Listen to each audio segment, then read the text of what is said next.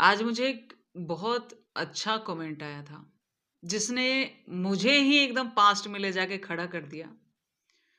Comment कुछ ऐसा था, ट्रेडिंग में बहुत ज़्यादा लॉसेस बढ़ गए हैं। कुछ समझ नहीं आ रहा क्या करूँ? एक ट्रेडर जब ये बात कहता है, इसका मतलब ये है कि मार्केट ने उसे इमोशनली, फाइनेंशियली ब्रेक डाउन कर दिया है। जब हम लोग ट्रेडिंग में लॉस करते-करते एक लेवल तक आ जाते हैं ना, तो वहाँ दिमाग से एक आवाज़ आती है, यार बस, बहुत हो गया, अब बर्दाश्त नहीं हो रहा, ठीक है? और ये सिचुएशन हर किसी की लाइफ में आती है। मेरी बात करें, मैंने सिर्फ़ ट्रेडिंग की वजह से ऐसे बुरे टाइम भी देखे हैं, जो शायद किसी ने देखा होगा। सिर्फ़ ट्रेडिंग की वजह से, क्योंकि बात करें गवर्नमेंट जॉब की, बहुत सारे लोगों को पता होगा मैं पुलिस फ़ोर्स में थी। सो गवर्नमेंट जॉब की बात करें तो वो मेरा ग्रेजुएशन भी नहीं हुआ था, मेरा हो गया था। मैं ग्रेजुएशन फर्स्ट ईयर में थी, मैथ ऑनर्स कर रही थी मैं। फर्स्ट ईयर का एग्ज़ाम चल रहा था, उसके साथ मेरी जॉइनिंग आ गई थी। और उस समय यूँ समझिए कि 18 साल होते-होते मेरी नौकरी हो गई थी। और मतलब उस समय पैसे के बारे में कोई कितना ही सोचता है। उस समय मतलब जब आप 17-18 साल, 19 साल के हो, उस समय आपको पैसे की इतनी वैल्यू भी नहीं पता होती, तभी आपको पैसा मिलना शुरू हो जाता है। मुझे जॉब में इतनी प्रॉब्लम नहीं हुई थी। मतलब स्टार्टिंग जब फर्स्ट अर्निंग में स्टार्ट हुई थी, तो मुझे इतनी ज़्यादा प्रॉब्लम नहीं हुई थी। इस ट्रेडिंग ने मुझे ऐसे-ऐसे हालात दिखाए हैं ना, शायद आप लोग के साथ कितना भी ट्रेडिंग में बुरा हो रहा हो, मेरे जितना नहीं फेस किया होगा, ठीक है? सो ऐसी सिचुएशन जब आती है और एग्ज़ैक्टली कब आती है, मतलब मेरे साथ कुछ ऐसा भी हुआ है कि मेरे अकाउंट में सिर्फ़ ₹200 हैं, मेरे रूम का रेंट 15,000 है, तब मेरे पास कार नहीं थी, सिर्फ़ एक स्कूटी थी और हाईटेक सिटी में मैं रह रही थी, लेकिन ट्रेडिंग की वजह से पूरा अकाउंट खाली हो गया था और कुछ समझ नहीं आ रहा था एग्ज़ैक्टली कि क्या करना चाहिए। इतना मुझे बातें करना बहुत पसंद है। मुझे ट्रैवल करना बहुत पसंद है। मुझे मूवी देखना बहुत पसंद है। Everything was stopped. सब कुछ बंद हो गया था। ना किसी से बात करने का मन करता था, ना कहीं घूमने जाने का मन करता था और यू नो किसी से हम कह भी नहीं पाते। इवन अपने फैमिली मेंबर से भी हम जब लॉस कर रहे होते हैं ना, प्रॉफ़िट कर रहे होते हैं, तब तो हम बताते हैं कि हम ये कर रहे हैं, हम यहाँ ऐसा अच्छा कर रहे हैं। उन्हें भी सुन के अच्छा लगता है। लेकिन जब हम लॉस कर रहे होते हैं ना, तो एक ट्रेडर मतलब इतना पेशेंस मार्केट दे देती है या सिचुएशन ऐसी दे देती है, आप अपना लॉस गले के नीचे रखते हो, आप बाहर निकाल नहीं पाते हो, ठीक है? लेकिन अंदर ही अंदर आप एक तरह से टूट रहे होते हो, कुछ समझ नहीं आता, कुछ भी समझ नहीं मेरी सिचुएशन ऐसी थी भाई, किसी और की कैसी हो मुझे नहीं पता। तो उस समय मुझे भी कुछ समझ नहीं आ रहा था। तो कुछ चीज़ें जो मेरे लिए काम की, आप ये करके देखो, ठीक है? हर चीज़ देखो करना तो खुद ही पड़ता है। अगर हम ट्रेडिंग में रहना चाहते हैं या तो आप छोड़ना चाहते हो तो छोड़ दो। मैं नहीं कह रही आप करो क्योंकि ये सिचुएशन रहेगी जब तक इसको ठीक नहीं किया जाता और ये आपकी मेहनत पे डिपेंड करता है कि कितने टाइम में ठीक होगी या कब तक ये रहेगी, कोई गारंटेड नहीं है। अलग-अलग इंसान का अलग-अलग टाइमिंग हो सकता है, डिपेंड ऑन कि कौन इसमें कितना इसको ठीक करने के लिए मेहनत कर रहा है या जो भी हो। अगर आप छोड़ना चाहते हो, आप छोड़ सकते हो। लेकिन अगर आप ट्रेडिंग चाहते हो कि नहीं मुझे इसको चलाना है, इसको बंद नहीं करना है, तो कुछ चीज़ें आप चेंज कर सकते हो। जैसे सबसे पहले देखो, जब कोई मोटी वॉल कहीं पे दीवार हो, तो उसको अगर देखते हो कैसे उसको ब्रेक किया जाता है। जो उसको तोड़ते हैं, वहाँ से रिवर्स लिया जाता है, वापस अटैक करते हैं। रिवर्स लेते हैं, वापस अटैक करते हैं। ट्रेडिंग कुछ ऐसा ही है। जब बहुत ज़्यादा लॉसेस बढ़ गया ना, तो उस दीवार से खड़े होके सर मारने की ज़रूरत नहीं है। आपको थोड़ा-सा बैक स्टेप पे ज़रूर जाना चाहिए। अब बैक स्टेप पे जाने का क्या मतलब है? कई लोग इसमें फिर पेपर ट्रेडिंग शुरू कर देते हैं। यार देखो, पेपर ट्रेडिंग कुछ ऐसा है ना, उसमें इमोशन नहीं होता। और पेपर ट्रेडिंग से चीज़ें इतनी नहीं सुधरती। पेपर ट्रेडिंग में हो सकता है बहुत सारे लोग प्रॉफिटेबल हो जाएँ, बट रियल में आते हैं तो मार्केट अलग ही कर रही होती है। पेपर ट्रेडिंग में आपको साइकोलॉजी डेवलप नहीं होगी, इमोशंस आप पे जो हावी हो रहे हैं वो चीज़ें नहीं होगी, तो एग्ज़ैक्टली हम क्या करें? पेपर ट्रेड मैंने ज़्यादा नहीं किया, थोड़े दिन किया था और मेरे साथ भी वही होता था, जो सबके साथ होता है। पेपर ट्रेड में बढ़िया ट्रेड चल रहा है, जब रियल में आए तो मार्केट उल्टा ही कर रही है, ठीक है? सो पेपर ट्रेड इतना ज़्यादा मैं यूज़फुल नहीं मानती उसको, बाकी अपना-अपना स्टाइल है ये। मेरे लिए इतना यूज़फुल मैं उसको नहीं करती। मेरे लिए क्या यूज़फुल हुआ, उसकी बात करती हूँ। सबसे पहले आपको ट्रेडिंग से गैप लेना चाहिए। क्यों गैप लेना चाहिए? क्योंकि आपका माइंड अभी डिसीजन नहीं ले सकता है। आप इमोशनली पूरी तरीके से डाउन हो चुके हो, जैसे मैं हुई थी। जब मेरे लॉसेस बहुत ज़्यादा बढ़ गए थे ना, 3:30 जब मार्केट बंद होता था, कई बार ऐसा होता था कि मैंने सुबह से कुछ खाया नहीं होता और मतलब मुझे भूख भी नहीं लगती थी। आप समझोगे, हो सकता है किसी ने ऐसा फेस नहीं किया होगा, मैंने फेस किया है। वही मैं बता रही हूँ कि जितना बुरा मेरे साथ हुआ, शायद आपके साथ नहीं हुआ हो। सो 3:30 के बाद दिन में तारे देखे मुझे दिखते थे। मतलब लॉस इतना बढ़ जाता है कि दिन में सितारे दिखने लगते हैं और ऐसा नहीं है कि मेरे पास ऑप्शन नहीं था। देखो, अगर आप एक गवर्नमेंट जॉब में हो तो आपको एक बात बता दूँ। गवर्नमेंट जॉब में एक पॉलिसी होती है कि आप अगर रिज़ाइन दिए हो, तो 2 साल के अंदर आप उस जॉब को वापस रीजॉइन कर सकते हो। आपके पास एक टाइम पीरियड होता है। तो मेरे पास ऐसा नहीं कि ये ऑप्शन नहीं था कि मैं रीजॉइन नहीं कर सकती हूँ। मेरे पास अभी भी 1 साल बाकी था, मैं रीजॉइन कर सकती थी। पर मैंने डिसीज़न लिया था कि मैं बैक नहीं जाऊँगी।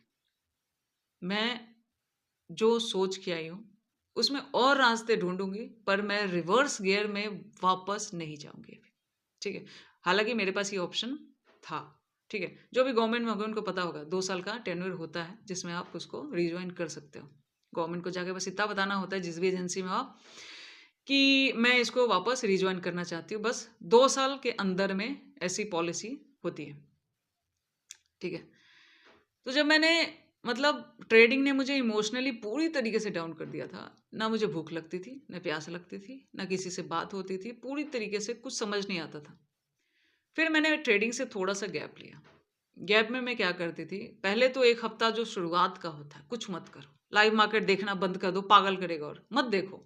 कारण ये होता है, मार्केट में क्या चल रहा है कोई फ़र्क नहीं पड़ता। आपका दिमाग क्या कह रहा है, आपके दिमाग में क्या चल रहा है, वो ज़्यादा मैटर करता है। आपका दिमाग अगर समझने की हालात में नहीं है, तो वो नहीं समझ सकता है। माइंड को लोग ट्रेडिंग में एक साइड में रखते हैं, ठीक है? ट्रेडिंग में स्ट्रैटेजी पे काम करेंगे चीज़ों पे, अरे भाई एग्ज़ीक्यूशन फिंगर्स नहीं करते, एग्ज़ीक्यूशन माइंड करता है। उसी का डायरेक्शन आता है, यहाँ खरीदो, यहाँ बेचो, जो भी ये चलता रहता है। सो माइंड का ठीक होना बहुत ज़रूरी है। तो जब हम बहुत ज़्यादा लॉसेस में हैं, इमोशनली, फाइनेंशियली डाउन हैं, माइंड की एकदम धज्जियाँ उड़ी हुई है, कुछ समझ नहीं आ रहा दिमाग को। सबसे पहले गैप लो थोड़ा-सा, गैप लेना ज़रूरी है। मार्केट हम खत्म हो जाएँगे, मर जाएँगे, मार्केट मार्केट चलती रहेगी। हमारे से पहले कितने भी आए और चले गए, चल रही है ना मार्केट, मार्केट कहीं नहीं जाने वाली। सो थोड़े दिन का गैप लेना चाहिए। उस गैप में आपको क्या करना है? आपको लाइव मार्केट मत देखो, चार्ट मत देखो, कुछ मत देखो। आप वो करो जिससे आपका थोड़ा-सा मन लगे। जैसे मूवीज़ देखो, थोड़ा-सा टाइम पास करो, घूमो-फिरो, मतलब जो भी करते हो करो, मार्केट मत देखो। चार्ट मत देखो, पीएनएल मत देखो, ठीक है? मार्केट से थोड़ा-सा एक गैप ज़रूरी होता है, ठीक है? थोड़ा-सा गैप जब हम लेते हैं ना, हो सकता है 1 हफ्ता हो सकता है 3-4 दिन हो, डिपेंड ऑन कि आपका माइंड जब आपको फ़ील होने लगे कि हाँ, थोड़ा-सा काम है, थोड़ा स्टेबल है, चीज़ें सुन सकता है, थोड़ा-सा समझ सकता है। फिर आपको क्या करना है, आपको सीधे लाइव मार्केट पे नहीं उतरना है। अब आप क्या करो, चार्ट रीडिंग पे थोड़ी-सी आदत डालो। देखो, हर चीज़ की एक भाषा होती है, लैंग्वेज होती है। जब हम पहली बार उससे मिलते हैं, पहली बार जब हम उससे बात करते हैं, तो हमें समझ नहीं आता। जैसे पहले दिन हो सकता है अगर कोई स्टार्टिंग में चार्ट रीडिंग स्टार्ट करे, तो उसे चार्ट समझ में इतना नहीं आएगा। इसको थोड़ा-सा एक एग्ज़ाम्पल से समझाती हूँ। जैसे मेरी फर्स्ट पोस्टिंग जो थी, वो बैंगलोर में थी। मैं एक हिंदी बोलने वाली हूँ। बैंगलोर की में कन्नड़ चलती है, उधर की लैंग्वेज अलग है लोकल। तो मुझे वहाँ जब गई थी, तो वहाँ के जो लोकल हैं, उनकी भाषा ज़रा भी समझ में नहीं आती थी। बिल्कुल मेरे लिए नई लैंग्वेज थी। अब जिस सिटी में रहते हो, वहाँ पे लोकल्स मार्केट, आना-जाना ये सब चलता है ना, तो कुछ समझ नहीं आता था। ठीक है, वहाँ एक चीज़ अच्छी है कि इंग्लिश चलती है। बट फिर भी वो जो लैंग्वेज की मैं बात कर रही हूँ कि लैंग्वेज आपको बिल्कुल भी समझ नहीं आती। फर्स्ट लैंग्वेज से जब आपका इंटरेक्शन होता है, उसके बाद जब धीरे-धीरे आप मतलब उसमें टाइम लेते हो, लोगों से धीरे-धीरे बात करते हो। पहले आपको लगता है समझ में आने लगता है कि सामने वाला एग्ज़ैक्टली क्या बोलना चाह रहा है। फिर धीरे-धीरे कुछ शब्द हम भी बोलना शुरू कर देते हैं, समझ में आने लगता है। और उस लैंग्वेज से थोड़ी-थोड़ी दोस्ती हो जाती है। लेकिन ये पहले दिन बिल्कुल नहीं होता। सेम चीज़ चार्ट के साथ होती है। चार्ट की भी एक लैंग्वेज होती है। चार्ट की अपनी एक भाषा है और वो एक दिन में नहीं समझ में आएगा। फर्स्ट डे जब मैंने भी चार्ट रीडिंग स्टार्ट की थी, कुछ समझ नहीं आ रहा था। पागलों की तरह बैठी रहती थी। मतलब मैं शांत हूँ, चार्ट शांत है क्योंकि ऑफ मार्केट थी। मार्केट में कोई हलचल नहीं है। दिमाग में 100 सवाल हैं, सारे सवाल चार्ट से टकरा रहे हैं, वापस दिमाग में आ रहे हैं। चार्ट से टकरा रहे हैं, वापस दिमाग में आ रहे हैं। आप समझोगे ये सिचुएशन हुई है भाई। अब आपके साथ हुई कि नहीं हुई पता नहीं। फर्स्ट डे आप चार्ट जब पढ़ते हो तो उससे बहुत सारे सवाल करते हो, आपके ट्रेड के बारे में, आपकी चीज़ों के बारे में, मार्केट के मोमेंटम के बारे में। चार्ट कुछ नहीं कहता। पहले दिन आपको ज़रा भी समझ में नहीं आता। तीसरा बंदा अगर आपको देख रहा हो तो उसको लगेगा यार ये पागलों की तरह चार्ट को क्या देख रही है, यहाँ तो कुछ समझ नहीं आ रहा। जो लोग ट्रेडिंग नहीं करते होते हैं ना हमारे लिंक में,